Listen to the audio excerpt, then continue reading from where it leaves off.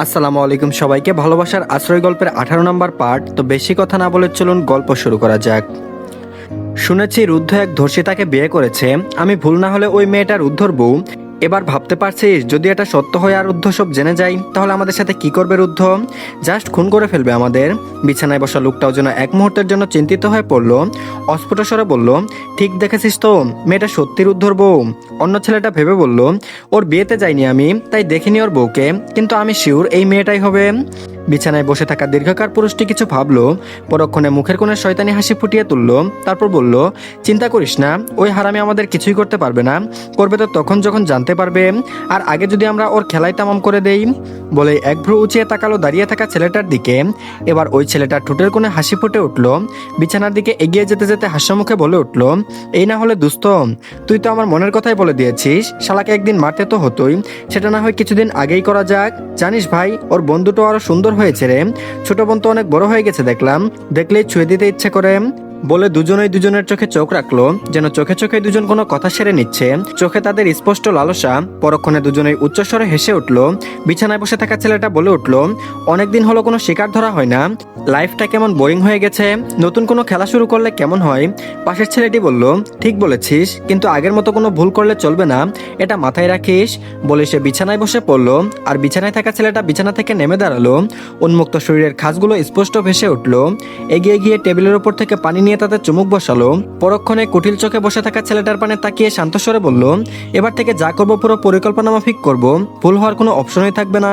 শুনে অন্য ছেলেটা খুশিতে বিছানায় টানটান হয়ে শুয়ে পড়ল। এটা দেখে দাঁড়িয়ে থাকা ছেলেটার রাগ হলেও কিছু বলল না। পুনরায় পানির বোতলে একটা চুমুক বসিয়ে ঠোঁট বাঁকিয়ে বিড়বিড় করে বলল, খেলাটা তখন জমে ওঠে যখন দুই পক্ষই এক লেভেলের হয়। এবার তৈরি থাকিস রুদ্ধকাদের, হয় তুই নয় আমি, দেখি কার জিত হয় অবশেষে। আর এদিকে কাজ শেষ করে অফিস থেকে বের হতে হতে নাসিমকে দাঁড়িয়ে থাকতে দেখতে পেলেন আরাফ সাহেব। জামাই বাবা ফোন করে জানিয়েছিল ওনার সাথে কিছু কথা আছে, যেন তার অফিসে চলে যায়। এজন্যই হয়তো এই ছেলেটাকে পাঠিয়েছে। এতটুকু পথ তো তিনি এমনিতেই যেতে পারতেন। তিনি নাসিমের দিকে এগিয়ে গেলেন। নাসিম হাসি মুখে সালাম দিল। আরাফ সাহেব সালামের প্রত্যুত্তর দিয়ে মজার স্বরে বলে উঠলেন, বুঝলে বাবা, আমার যদি আর একটা মেয়ে থাকতো তাহলে তোমার সাথে সেই মেয়েটার বিয়ে দিতাম। বেশ ভদ্র আছো। প্রশংসা শুনে নাসিম লজ্জা পেল, নিজেও হেসে বলে উঠল, তাহলে আরেকটা মেয়ের আমদানি করুন আঙ্কেল। এখনো তো যুবক আপনি, আন্টিও যুবতী আছে, আমি না হয় ততদিন অপেক্ষা করে নিব। ভদ্র ছেলের মুখে নির্লজ্জ কথা শুনে আরাফ সাহেব কেসে উঠলেন। ব্যস্ত হয়ে বললেন, থাক বাবা, তোমাকে আমার জামাই হতে হবে না, চলো যাই। বলে গাড়িতে বসে পড়লেন। নাসিম মুচকে হেসে গাড়িতে চড়ে বসলো। 10 মিনিটের মাথায় পৌঁছে গেল। গাড়ি থেকে নেমে আরাফ সাহেব নাসিমের পিছু পিছু উপরে এলো। রুদ্ধ বসে বসে কিছু পেপার ঘাটছিল। শ্বশুরমশাইকে দেখে উঠে সালাম জানালো। আরাফ সাহেব সামনে রাখা একটা চেয়ারে বসে পড়লেন। নাসিম ওনাকে রেখেই চলে গেল রুদ্ধর ইশারায়। রুদ্ধ নিজের চেয়ারে বসে আগে কুশল বিনিময় সারল। আরাফ সাহেব জবাব দিয়ে বললেন, হঠাৎ এখানে কেন ডাকলে, কি এমন বলতে চাও? রুদ্ধ শান্ত স্বরে বলে উঠল, কাল রাতে আদ্রিজা খুব প্যানিক করেছিল, যেন ওনার কোনো প্যানিক অ্যাটাক এসেছিল। আপনি আমাকে বলেননি কেন যে আদ্রিজা অন্ধকারে এতটা ভয় পায়? মেয়ের কথা শুনতে আরাফ সাহেবকে অনেকটা চিন্তিত হতে দেখলো। উদ্গ্রীব হয়ে বলল, খুব খারাপ অবস্থা হয়েছিল বুঝি মেয়েটার? রাতে তো আমার সাথে কথা হয়েছিল, কখন হলো এমন? এখন ঠিক আছে কি মেয়েটা আমার? শ্বশুরকে উদ্গ্রীব হতে দেখে রুদ্ধ জোরে একটা শ্বাস ফেলে সান্ত্বনা দিয়ে বলল, একদম ঠিক আছে এখন। আপনি এটা বলুন, কবে থেকে মেয়েটার এমন সমস্যা? এর জন্য ডাক্তার দেখাননি? আরাফ সাহেব একটা দীর্ঘশ্বাস ছেড়ে ধিমিস্বরে বললেন, তোমাকে তো সেদিন বলেছিলাম ওর আম্মু মারা যাওয়ার পর থেকে অন্ধকারে খুব ভয় পায়, মাঝে মাঝে এমন প্যানিক অ্যাটাক আসতো। ডাক্তার দেখিয়েছিলাম, ডাক্তার বলেছিল ওর মন থেকে ভয় প্রশমিত করতে পারলে ও ঠিক হয়ে যাবে। কিছুদিন ভালো ছিল মেয়েটা, কিন্তু পরে যখন আবার মেয়েটার সাথে অমন একটা ঘটনা ঘটলো, তখন থেকে মাঝে মাঝে স্বপ্নের মাঝে উত্তেজিত হয়ে পড়ে, ভয়ে কুকড়ে ওঠে মেয়েটা, মাঝে মাঝে তো দিশা হারিয়ে কাউকে আঘাত করে ফেলে। তবে অনেকদিন ধরেই তো ভালো ছিল, কিন্তু হঠাৎ আবার। বলতে বলতে ওনার গলা ধরে এলো। রুদ্ধ এক গ্লাস পানি এগিয়ে দিতেই তিনি তা গলদকরণ করে নিলেন। শান্ত হয়ে বসে বললেন, আমি কি একবার মেয়েটাকে দেখতে যেতে পারি বাবা? রুদ্ধ বলল, ওটা আপনার মেয়ের বাড়ি, আপনি যখন খুশি যেতে পারেন আব্বু। মেয়ের সাথে কথা বলার জন্য আমার পারমিশন কেন নিচ্ছেন? আমি নাসিমকে বলে দিচ্ছি, ও আপনাকে নিয়ে যাবে।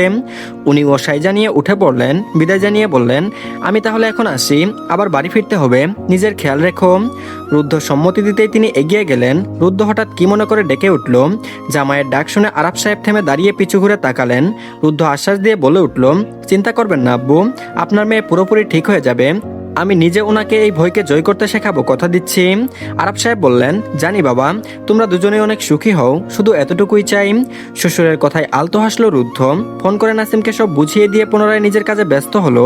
আরব সাহেব নিচে এসে পুনরায় ছুটলেন মেয়েকে এক পলক দেখার উদ্দেশ্যে। যাওয়ার সময় ফল মিষ্টি নিতে ভুললেন না, প্রথমবার মেয়ের শ্বশুর বাড়ি যাচ্ছেন বলে কথা। নাসিমকে সঙ্গে নিয়েই তিনি মেঘমহলের বড় হলরুমে প্রবেশ করলেন।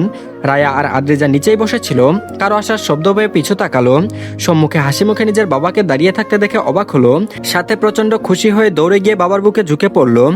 এতদিন পর মেয়েটাকে কাছে পেয়ে আরব সাহেব যেন আবেগী হয়ে উঠলেন। মেয়ের কপালে একটা স্নেহের পরশ এঁকে দিয়ে বললেন, কেমন আছো মা আমার? শ্বশুর শাশুড়ির খেয়াল ঠিক মতো রাখছো তো? আদ্রিজার মুখ থেকে সুপ্ত হাসি সরছেই না। মাথা নেড়ে সাইজে নিয়ে মুখে উচ্চারণ করলো, ভালো আছি আব্বু, তুমি ভালো আছো তো? চলো ওখানে বসবে।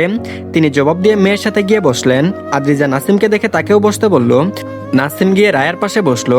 রায়ের উদ্দেশ্যে নির্দেশ দিল, কি গরম রে বাবা, যা তো ভাইকে এক গ্লাস শরবত করে এনে খাওয়া। রায়া চোখ মুখ ছোট করে তাকালো, প্রচন্ড অনীহা নিয়ে বলল, তুমি জানো না ভাইয়া, রাজকুমারীদের কখনো কাজ করতে বলতে নেই, তাহলে গর্দান যাই।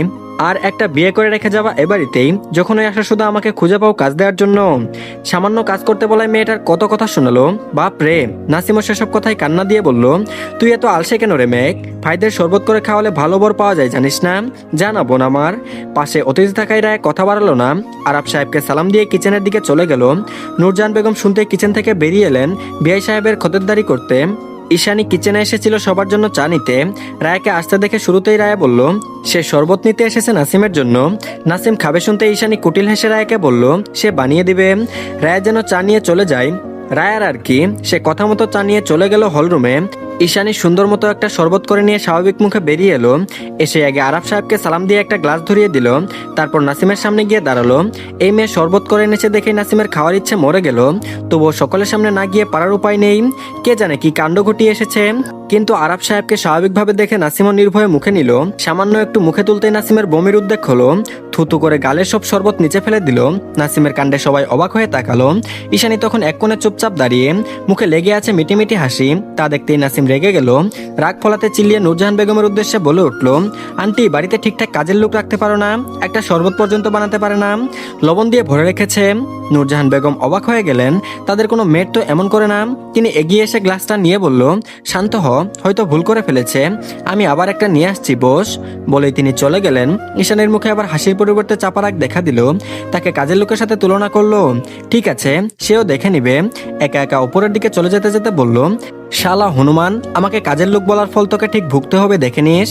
নাসিম ঈশানীর চলে যাওয়া পাত্তা দিল না। নূরজাহান বেগম অন্য এক গ্লাস শরবত এনে দিতেই তা নিয়ে খাওয়া শুরু করলো। পরিবেশ আবার স্বাভাবিক হয়ে উঠলো। আদ্রিজা কতক্ষণ বসে বাবার সাথে গল্প করলো। অনেক বলার পরেও আরব সাহেব থাকার জন্য রাজি হলেন না। নূর বেগম নতুন অতিথিকে কিছু না খাইয়েও ছাড়লেন না। যাওয়ার সময় হতেই আদ্রিজার মুখে আধার নামলো। তা দেখে আরব সাহেব মেয়েকে আদর দিয়ে বললেন, মন খারাপ করো না আম্মু, আবার আসবো, তুমি সাবধানে থেকো। শরীর খারাপ লাগলে কিংবা ভয় পেলে রুদ্ধকে জানাবে, বুঝলে? সবার খেয়াল রেখো, কেমন? আদ্রিজা মাথা নাড়ালো, ছোট করে বলল, তুমিও ভালো থেকো আব্বু, আর ভাইয়ার সাথে বেশি ঝামেলা করো না প্লিজ, বুঝিয়ে বলো, দেখবে ঠিক বুঝবে সে। আরব সাহেব কথা বললেন না, শুধু মেয়ের মাথায় হাত বুলিয়ে দিয়ে বেরিয়ে গেলেন বাড়ি থেকে। সাথে নাসিমও গেল, ভাইয়ের আজ্ঞা বলে কথা। আদ্রিজা সদর দরজা থেকে তাকিয়ে তাকিয়ে বাবার প্রস্থান দেখলো। আর এদিকে আজ আর রুদ্ধ খুব একটা দেরি করলো না। 10টার পূর্বে বাড়ি এসে হাজির হলো। যদিও মেয়েটা আজ কিছুই রান্না করেনি। রুদ্ধ তাড়াতাড়ি আসাতে আদ্রিজাকেও আর অপেক্ষা করে থাকতে হলো না। রাতের খাবার সবাই একসাথেই খেয়ে নিল। খাওয়া দাওয়ার পাট চুকিয়ে রুমে আসতে আদ্রিজার 10:30 পেরিয়ে গেল। এসে আগে বইপত্র নিয়ে বসলো। রুদ্ধ রুমে নেই। কিছুক্ষণ পূর্বেই ব্যালকনিতে গিয়েছে একটা ফোন রিসিভ করতে। আজও সন্ধ্যার পরপরই বৃষ্টি নামতে শুরু করেছে। তবে আজ কোনো ঝড় বাতাস নেই। শান্ত পরিবেশটাকে বাদল এসে যেন আরো শান্ত করে দিয়েছে। রাতের আধারে ভেজা স্নিগ্ধ পাতাগুলোর দেখা মিলছে না, তবে অনুভব ঠিক করা যায়। রুদ্ধ ফোন রেখে দিয়ে ঝরঝর করে বৃষ্টি পড়া ফুটার পানে তাকিয়ে রইল। আচ্ছা, তার বউ যদি বৃষ্টিকে ভালোবাসতো, তাহলে কি বৃষ্টির ধারার শব্দ পেতে ছুটে আসতো বৃষ্টি বিলাস করতে? হাত বাড়িয়ে ছুঁয়ে দিত ফুটা ফুটা বাড়ি ধারাকে। কখনো কখনো নিজেকে সেই ধারায় সিক্ত করে তুলতো। মেয়েটা আর 5টা সাধারণ মেয়ের মতো কেন নয়? এমন নয় সে খুব ভালোবাসে বৃষ্টিকে, কিন্তু তাদের সম্পর্কে যদি স্বাভাবিক হতো তাহলে কি দুজন একসাথে দাঁড়িয়ে এই বাড়িধারা তাহলে কি দুজন এখন একসাথে দাঁড়িয়ে এই বাড়িধারা ঝরতে দেখতো? যখন শীতলতা এসে মেয়েটাকে কাবু করে নিত তখন সে সন্তপর্ণে বুকে আগলে নিত। এমন দিন কবে আসবে? আচ্ছা, সে যদি এখন ওই সময়টাকে বানিয়ে নেয় তাহলে? ভাবনা উদয় হতেই ছুটে এলো নিজের কক্ষে। ঠিক মেয়েটার নিকটে গিয়ে স্থির হলো। অধিকার নিয়ে মেয়েটার একটা হাত আঁকড়ে ধরে বলল, চলুন আমার সাথে ব্যালকনিতে যাবেন। কথাটা জিজ্ঞেস করার পূর্বে টেনে নিয়ে গেল ব্যালকনিতে। বারান্দায় এখন আলোতে ঝলমল করছে। পাশে জলজন্ত একটা মানুষ দাঁড়িয়ে আছে। তাই ভয় আজ আর মেয়েটাকে গ্রাস করে নিতে সক্ষম হলো না। কিন্তু এখানে কেন নিয়ে এসেছে বুঝতে না পেরে বলল, এখানে নিয়ে এসেছেন কেন? রুদ্ধ নির্বিশেষ মেয়েটার পানে তাকিয়ে নির্দ্বিধায় বলে উঠল, দেখুন বৃষ্টি হচ্ছে। আদ্রিজা একটু তাকিয়ে বলল, হ্যাঁ তো? রুদ্ধ বলল, তো আপনি এখন এই বৃষ্টিকে ছুঁয়ে দেখবেন, চাইলে ভিজতেও পারেন, আমি বাধা দিব না। হঠাৎ এমন কথার কারণ কি? বুঝতে পারার পর থেকে কখনো এই বৃষ্টি ছুঁয়ে দেখেনি সে। নয়তো বৃষ্টি নিয়ে কোনো স্বপ্ন এঁকেছে মনের কোণে।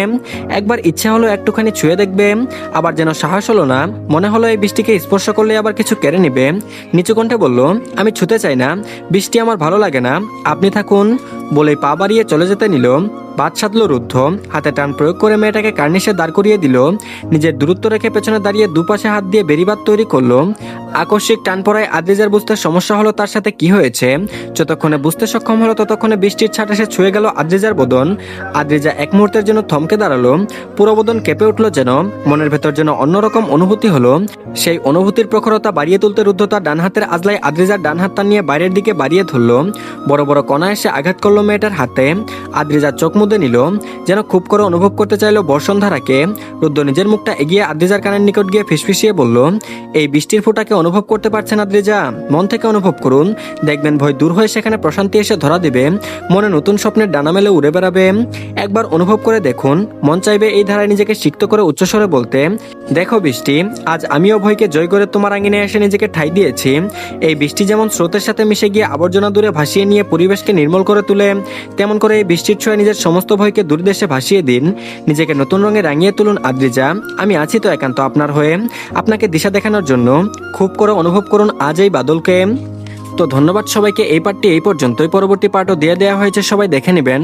আর তার আগে সবাই চ্যানেলটিকে সাবস্ক্রাইব করে দিন। আর ভিডিওতে অবশ্যই লাইক দিন। তো ভালো থাকবেন সবাই, আল্লাহ হাফেজ।